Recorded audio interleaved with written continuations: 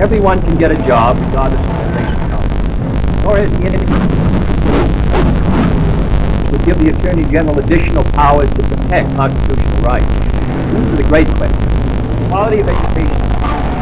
About 2% of our population is white people and 10% of our population. Carried out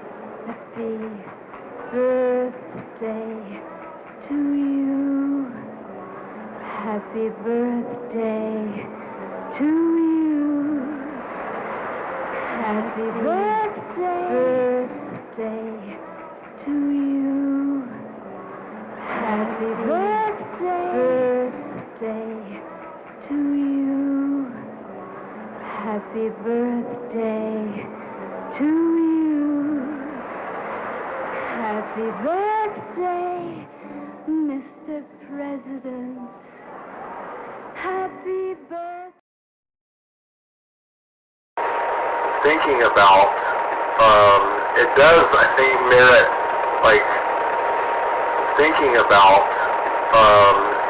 how we relate to all these, like, kind of divergent histories and timelines. Well, simulations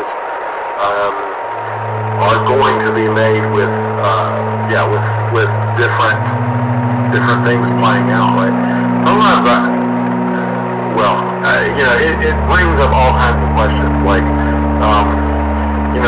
the things that we're less certain of right now. Like, I'm not sure whether I brought that cup upstairs or left it down. To cover every potential branch, and Tipler goes into this in depth where he talks about how we'll have to have trillions of simulations if we actually want to recapture our memories. Because obviously we don't, as he points out, human beings are more than just the genetics, or more than just the biological makeup. It's all the memories and the experiences is what really makes a person. Right. So to bring back the full person, we do have to, recapture everyone's the memories and experiences, the relation. So one of the things that was interesting that I thought about was that Calvinism is almost required for this, because if there's a timeline where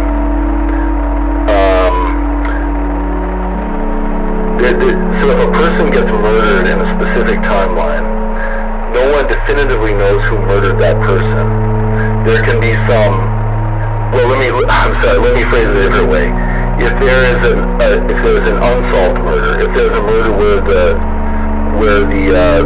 person who committed the crime is not definitively known, then that becomes problematic in a recapitulation timeline, because the humans who resurrect us will have to run multiple simulations, and some of those simulations they will have, they'll have hundreds, if not thousands, of different people who will have to be cast in the role of the murderer. Because there will be all these, they won't know exactly who was the actual murderer, and in many of those simulations, there will be,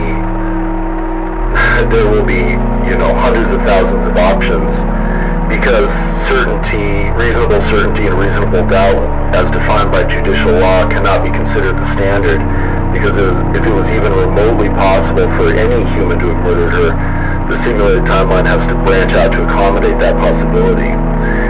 And so if you follow the implications of this to its natural conclusion, this will lead to trillions of timelines where innocent people are implicated in murders, And when all unsolved murders are brought into consideration, it will follow that nearly every single person who lives or who has ever lived will be implicated in multiple murders. And so when I started thinking about this and how disturbing this concept is, it automatically brought to mind John Calvin's concept of total depravity, or even just the broader Judeo-Christian concept of original sin. The idea that, all humans are guilty even before they've done anything wrong. And, that doesn't seem fair, and it probably seems disturbing to the average person on the street that there could be that in the simulated timelines, there could be timelines where they're considered guilty. But the thing is that being implicated in a murder that's exactly what the concept of original sin or total depravity seems to be saying, is that, I'm sorry, because of the fallen state of man, you're all guilty of everything. And so this would be one of the byproducts of having to run a universal simulation.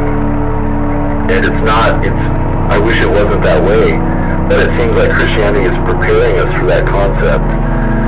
Because I know a lot of people will say, I don't want there to be a timeline or a simulated timeline where I'm considered a murderer.